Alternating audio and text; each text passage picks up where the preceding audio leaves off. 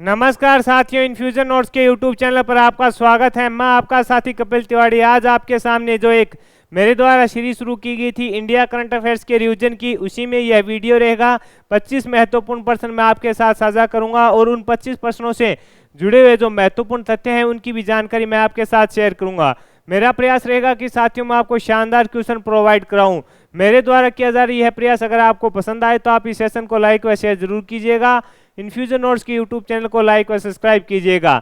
शुरुआत करेंगे साथियों पहले क्वेश्चन से। पहला क्वेश्चन आपसे पूछा गया है, 29 जुलाई को मनाए गए अंतर्राष्ट्रीय बाघ दिवस के मौके पर जारी रिपोर्ट के अनुसार किस राज्य में सर्वाधिक बाघों की संख्या है जो दर्ज की गई है। इंपॉर्टेंट रहेगा, आपसे पूछा जा सकता है।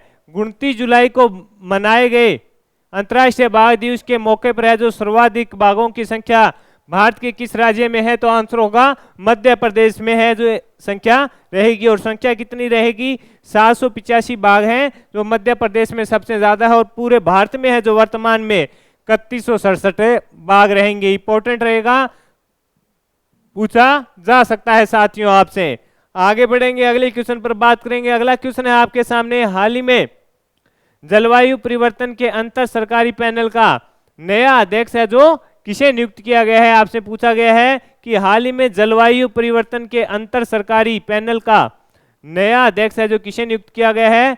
जेम्स फर्ग्यूसन को नियुक्त किया गया है। और जो ये जलवायु परिवर्तन है इसका मुख्यालय कहां पर है? जिनेवा में है। ये भी अपने को पता होना चाहिए। किसे नियुक्त किया गया है? James Fergusson. इंपॉर्टेंट है, पूछा जा सकता है। अगले क्वेश्चन पर बात करेंगे। अगला क्वेश्चन है आपके सामने, अगले साल दुनिया का पहला मल्टी सेंसर उपग्रह कौन लॉन्च करेगा? तो आंसर होगा अंतरिक्ष स्टार्टअप गैलेक्साई है जो इसको लॉन्च करेगी। इंपॉर्टेंट है, पूछा जा सकता है। आपसे पूछा है कि अगले साल दुनिया का पहला मल्टी सेंसर उपग्रह कौन लॉन्च करेगा, तो आंसर होगा अंतरिक्ष स्टार्टअप गैलेक्साई है जो लॉन्च करेगी। और ये कहां पे स्थित है ये भी अपने को पता होना चाहिए, तो आंसर होना चाहिए चेन्नई में स्थित है। यह उपग्रह दिन रात पृथ्वी का निरीक्षण करेगा और बादलों से भी बादलों में भी बेहतरीन इमेज अपने को प्रोवाइड करवाएगा। इंपॉर्टेंट है साथियों, बेहतरीन टेक्नोलॉजी है तो आपसे पूछा जा सकता है क्वेश्चन। बढ़ेंगे आगे, अगले पे बात करेंगे। अगला क्वेश्चन आपसे पूछा गया कि हाल ही में doctor APJ Abdul Kalam memories never die किताब का विमोचन है जो किसने किया। इंपॉर्टेंट क्या, मोस्ट इंपॉर्टेंट लगा लेना, पूछा जा सकता है कि हाल ही में doctor APJ Abdul Kalam memories never die किताब का विमोचन है जो किसके द्वारा किया गया। आंसर होगा आपका अमित शाह के द्वारा है जो किया गया। इसको तमिलनाडु से है जो लॉन्च किया गया था। और इसके लेखक कौन है? वाई एस राजन व डॉक्टर एपीजे नाजम है जो इसके लेखक हैं। इंपॉर्टेंट क्वेश्चन है, 2 नंबर देने वाला क्वेश्चन रहेगा साथियों। आगे बढ़ेंगे, अगले क्वेश्चन पर बात करेंगे। अगला क्वेश्चन आपसे पूछा गया है कि हाल ही में G20 एम्पावर शिखर सम्मेलन का उद्घाटन किसने किया, तो स्मृति ईरानी जी के द्वारा किया गया। किसका? G20 एम्पावर शिखर सम्मेलन है उसका उद्घाटन किया गया। कहां पे किया गया? गांधीनगर में किया गया। और इसकी थीम क्या थी, यानी इस शिखर सम्मेलन का उद्देश्य क्या था, तो महिला नेतृत्व में विकास, एक स्थायी समावेशी न्याय संगत वैश्विक आर्थिक विकास है जो सुनिश्चित करना इसका उद्देश्य रहेगा। इंपॉर्टेंट आपसे पूछा जा सकता है साथियों। आगे बढ़ेंगे, अगले क्वेश्चन पर बात करेंगे। अगला क्वेश्चन है आपके सामने, राष्ट्रपति द्रौपदी मुर्मू ने डिवाइन लाइट हाउस की आधारशिला कहां रखी, तो आंसर होगा उड़ीसा में। राष्ट्रपति जी द्रौपदी मुर्मू ने डिवाइन लाइट हाउस की जो आधारशिला है कहां रखी, तो आंसर होगा उड़ीसा में है जो इसकी आधारशिला रखी गई। इसका उद्देश्य क्या रहेगा? आध्यात्मिक खुशहाली से इसका प्रमुख उद्देश्य है। इंपॉर्टेंट है, पूछा जा सकता है साथियों। अगले क्वेश्चन पर बात करेंगे। अगला क्वेश्चन आपसे पूछा गया है कि हाल ही में लोकमान्य तिलक राष्ट्रीय पुरस्कार 2023 है जो किसे दिया गया, तो पीएम नरेंद्र मोदी जी को दिया गया। कौन सा पुरस्कार? लोकमान्य तिलक राष्ट्रीय पुरस्कार पीएम नरेंद्र मोदी जी को दिया गया। किसके लिए दिया गया? उनके कुशल नेतृत्व के चलते इन्हें यह पुरस्कार दिया गया। इंपॉर्टेंट है, पूछा जा सकता है। अगले क्वेश्चन पर बात करेंगे। हाल ही में भारत सरकार ने किस देश के साथ इंडिया स्टेक साझा करने हेतु समझौता किया है? इंडिया स्टेक साझा करने हेतु समझौता किया है, तो आंसर होगा पापुआ न्यू गिनी के साथ है। जो भारत है उसने इंडिया स्टेक साझा करने का समझौता किया है। उद्देश्य क्या है कि दोनों देशों के बीच है जो डिजिटल भुगतान है उसको बढ़ाना इसका प्रमुख उद्देश्य रहेगा। अगले क्वेश्चन पर बात करेंगे कि हाल ही में भारतीय मूल की किस लेखिका का पहला उपन्यास बुकर प्राइज लॉन्ग लिस्ट में शामिल हुआ? तो चेतना मारू जी का है। इस उपन्यास का नाम है वेस्टर्न लाइन है, उसको शामिल किया गया है।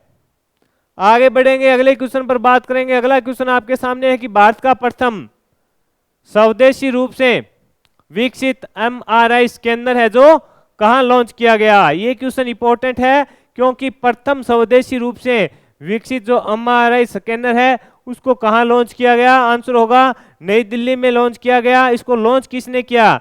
केंद्रीय विज्ञान और प्रौद्योगिकी मंत्री डॉक्टर जितेंद्र सिंह ने इसको लॉन्च किया। किसने?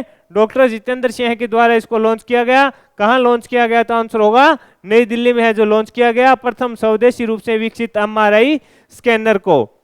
बढ़ेंगे साथियों अगले क्वेश्चन पर। अगला क्वेश्चन है आपके सामने, नाबार्ड ने किस राज्य सरकार को ग्रामीण विकास के लिए 1974 करोड़ रुपए देने की घोषणा की है? तो राजस्थान को नाबार्ड के द्वारा यह सहयोग दिया जाएगा। इसका उद्देश्य ग्रामीण समुदाय की जीवन परिस्थितियों को ऊपर उठाना रहेगा। यानी इसका उद्देश्य क्या रहेगा? जो ग्रामीण समुदाय है वहां पर विकास नहीं हुआ है उसका विकास कर वहां के लोगों को विकास की धारा से जोड़ना इसका प्रमुख उद्देश्य रहेगा। आगे बढ़ेंगे, अगले क्वेश्चन पर बात करेंगे। आपसे पूछा गया कि हाल ही में वर्ल्ड आर्चरी चैंपियनशिप जीतने वाली पहली महिला तीरंदाज भारतीय कौन बनी है? इंपॉर्टेंट है, 100% चांस है इस प्रश्न का आपसे पूछने का। आपसे पूछा है कि वर्ल्ड आर्चरी चैंपियनशिप जीतने वाली पहली महिला तीरंदाज भारतीय कौन बनी? तो अदिति स्वामी है वो बनी है।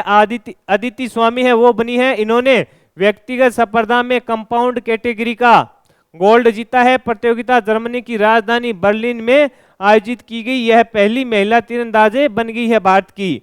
इसके साथ ही इन्होंने टीम इवेंट में ज्योति सुरेखा व परनीत कौर के साथ है जो गोल्ड जीता था।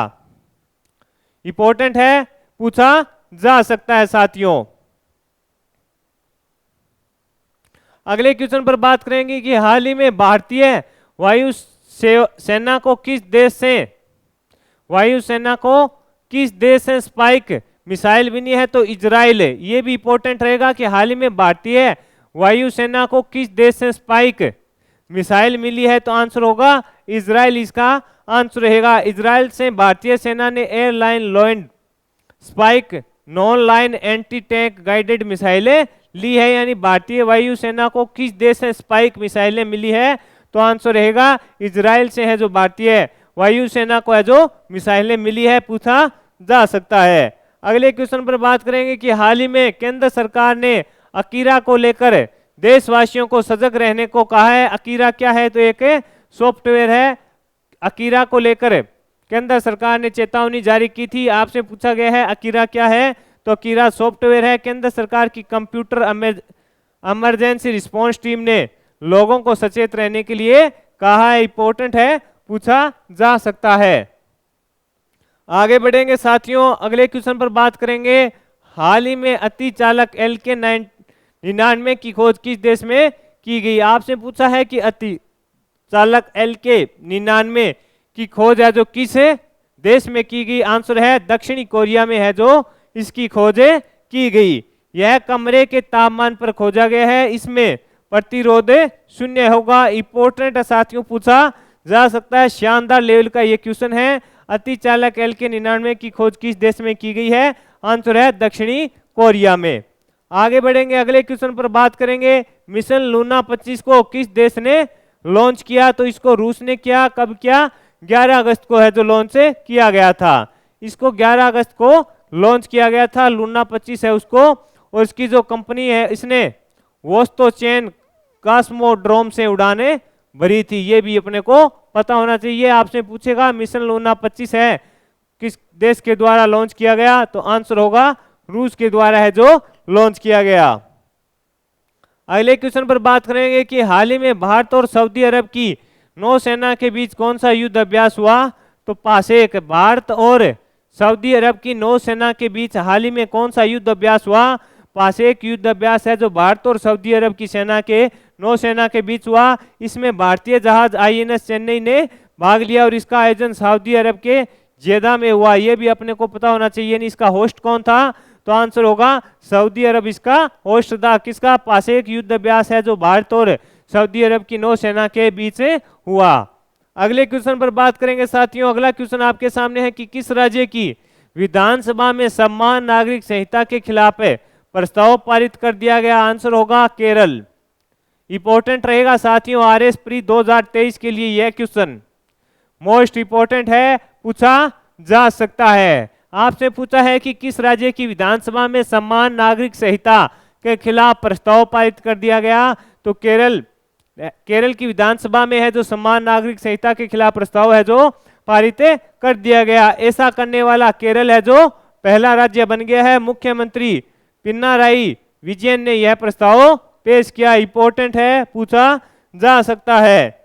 आगे है, हाल ही में किस देश ने G20 के ध्येय वाक्य संस्कृत श्लोक वसुदेव कुटुंबकम के इस्तेमाल पर अपनी आपत्ति जाहिर की है? तो चीन ने है जो अपना जो वसुदेव कुटुंबकम है उस पर अपनी आपत्ति जाहिर की है कि हमें इंग्लिश अंग्रेजी में होना चाहिए था। उनका ये मतलब था। चीन का मानना है कि G20 की भाषा अंग्रेजी है तो इसका अंग्रेजी में ही इसका थीम होनी चाहिए थी, यानी ध्येय वाक्य होना चाहिए था। इस प्रकार है जो चीन ने इस पर अपनी आपत्ति जाहिर की थी। अगले क्वेश्चन पर बात करेंगे। अगला क्वेश्चन आपसे पूछा गया कि हाल ही में कौन सी भारतीय संस्था इंटरपोल ग्लोबल अकादमी नेटवर्क की सदस्य बनी है? तो CBI। इंपॉर्टेंट रहेगा कि हाल ही में कौन सी भारतीय संस्था इंटरपोल ग्लोबल अकादमी नेटवर्क की सदस्य बनी है? तो आंसर होगा CBI। यह 10वां सदस्य बना है। CBI की स्थापना है जो साथियों 1963 में हुई थी। वर्तमान में इसके अध्यक्ष कौन है? तो आंसर है प्रवीण सूद इसके वर्तमान में अध्यक्ष है। आगे बढ़ेंगे, अगले क्वेश्चन पर बात करेंगे कि हाल ही में 14वें Indian film festival of Melbourne awards 2023 में बेस्ट फिल्म का अवार्ड किसे दिया गया? तो सीतारामम को दिया गया।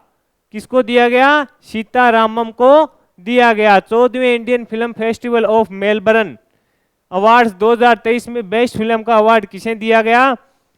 सीतारामम को दिया गया। इन पुरस्कारों की शुरुआत 2010 में हुई थी। बेस्ट इंडियन फिल्म का अवार्ड है जो आगरा को दिया गया था। आगे बढ़ेंगे साथियों, अगले क्वेश्चन पर बात करेंगे कि भारत का प्रथम कृषि डाटा एक्सचेंज और कृषि डाटा प्रबंधन फ्रेमवर्क कहाँ लॉन्च हुआ? तो आंसर होगा हैदराबाद में। कहाँ लॉन्च हुआ? हैदराबाद में। यानी भारत का प्रथम कृषि डाटा एक्सचेंज और कृषि डाटा प्रबंधन फ्रेमवर्क है जो कहाँ लॉन्च किया गया है? तो आंसर होगा हैदराबाद में। कृषि डाटा का उचित प्रयोग करना इसका प्रमुख उद्देश्य रहेगा। अगले क्वेश्चन पर बात करेंगे कि यूरोप का सबसे ऊंचा सक्रिय ज्वालामुखी माउंट एटना किस देश में फट गया? तो आंसर होगा इटली में। यूरोप का सबसे ऊंचा सक्रिय ज्वालामुखी माउंट एटना है जो किस देश में फट गया? तो आंसर होगा इटली। इंपॉर्टेंट है, पूछा जा सकता है साथियों। अगले क्वेश्चन पर बात करें। अगला क्वेश्चन आपसे पूछा है G20 फिल्म महोत्सव कहाँ हुआ? तो नई दिल्ली में हुआ। कब से कब हुआ? आंसर होगा 16 अगस्त से 2 सितंबर तक इसका है जो आयोजन किया गया। इसकी शुरुआत है जो सत्यजीत रे पाथेरे की स्क्रीनिंग से हुई थी। सत्यजीत रे पाथेरे की स्क्रीनिंग से इसकी शुरुआत हुई 16 अगस्त से 2 अगस्त तक के बीच, 16 अगस्त से 2 सितंबर तक के बीच। अगले क्वेश्चन पर बात करेंगे साथियों, हाल ही में कृषि विज्ञान विश्वविद्यालय अमेरिका ने भारत में कहां पर अपनी तरह का पहला कृषि विज्ञान संग्रहालय खोला है? तो आंसर है बेंगलोर में। ये इंपॉर्टेंट क्वेश्चन रहेगा साथियों। आपसे पूछा गया है कि हाल ही में कृषि विज्ञान विश्वविद्यालय अमेरिका ने भारत में कहां पर अपनी तरह का प्रथम कृषि विज्ञान संग्रहालय खोला है? तो आंसर होगा बेंगलोर में। इसका क्षेत्रफल 963 वर्ग किमी है, जिसकी लागत है 1.5 करोड़ है। आपसे सीधा का सीधा पूछेगा कि हाल ही में कृषि विज्ञान विश्वविद्यालय अमेरिका ने भारत में कहां पर अपनी तरह का पहला कृषि विज्ञान संग्रहालय खोला है, तो आंसर होगा बेंगलुरु में खोला है। तो साथियों ये 25 महत्वपूर्ण प्रश्न थे, मैंने आपके साथ शेयर किए, और साथ ही इन प्रश्नों से जुड़े हुए जो महत्वपूर्ण तथ्य थे उसकी भी जानकारी मैंने आपके साथ शेयर की। अगर आपको यह सेशन पसंद आया है तो इसको लाइक व शेयर जरूर कीजिएगा। इन्फ्यूजन नोट्स के यूट्यूब चैनल को लाइक व सब्सक्राइब कीजिएगा। धन्यवाद।